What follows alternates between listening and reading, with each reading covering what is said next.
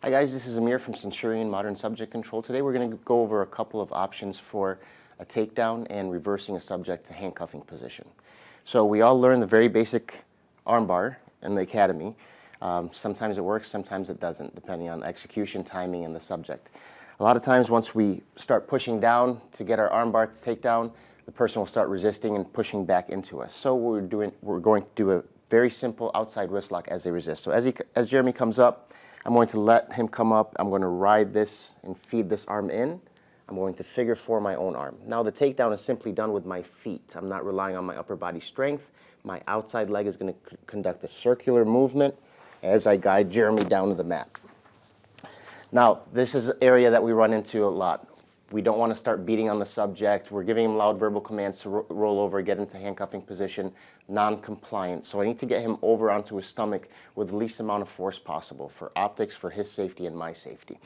So I'm going to take my outside leg here, the northern leg, the one closest to the head. I'm going to insert it behind his triceps tendon.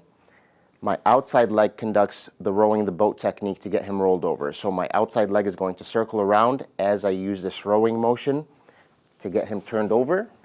And once here, I'm going to make sure I'm cognizant about staying off the neck and spine by putting my weight on the scapula here, pinching the legs together. So a small detail here that's pretty important once I have Jeremy turned over is this pressure is staying off the spine, off the neck, staying down with the weight, and then I'm pinching my legs together, creating a fulcrum or an arm bar to keep the person extended. I'm also reinforcing this with a wrist lock. Now this hand is free to go to the mic, call for help, go to the handcuffs, and I have the subject controlled. So let's talk about some of the details here. Every technique that we do is going to fail. We have to make sure our officers understand that every technique is going to fail. We need to have a synergistic technique to pick up the slack when that technique fails us. So I'm going for my arm bar here. I got the extension. The person starts fighting. His natural instinct is to pull his arms back in. As he does that, I'm not going to continue to fight. I'm going to ride that back, reinforce here. Now, I have a good grip here, and I figure for it. I'm not going to rely on my upper body strength to finish the takedown. What I'm going to do is use my footwork. I'm going to lower my stance, circle around. Again. Show you guys a different angle here. I'm doing my arm bar. He fights and pulls back in. Figure four. Outside leg circles, and I have control here. Now I need to get Jeremy turned over. He's not complying with my verbal commands to roll over to his stomach for handcuffing.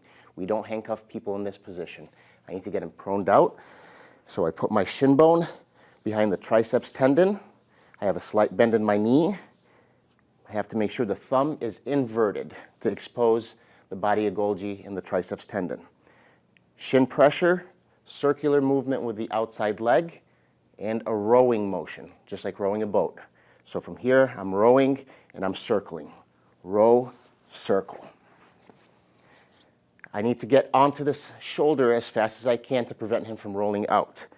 Weight down, off the spine, off the neck.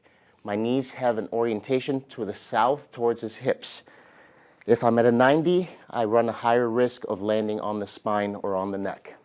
We're staying off the spine, off the neck, weight pinned down, keeping the shoulder flat to the ground.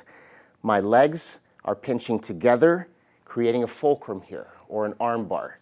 I also reinforce that with this wrist lock. So I have two joint locks, as well as my weight, holding him down. This hand is free to go for a call for help, or go to handcuffing and give him verbal commands to get that other arm out. Biggest areas that we're going to run into issues when you're teaching your officers this technique. Once we have the person down, to get them rolled over, a lot of officers will over-penetrate with this knee and end up by the shoulder. We want to keep this shin bone right on the triceps tendon, so about an inch north of the elbow on the distal aspect of the arm, right about here. The second issue that we're going to run into is officers pulling straight back on the arm and not a circular motion. So we really need to emphasize the circular motion, allowing the shoulder to rotate, proning the subject out. Third issue we're going to run into is too much of a delay here, allowing the subject to roll. So once they land, we're reinforcing that position by putting the knee completely off the neck, completely off the spine, pinching the legs together, having an arm bar here, reinforcing this wrist.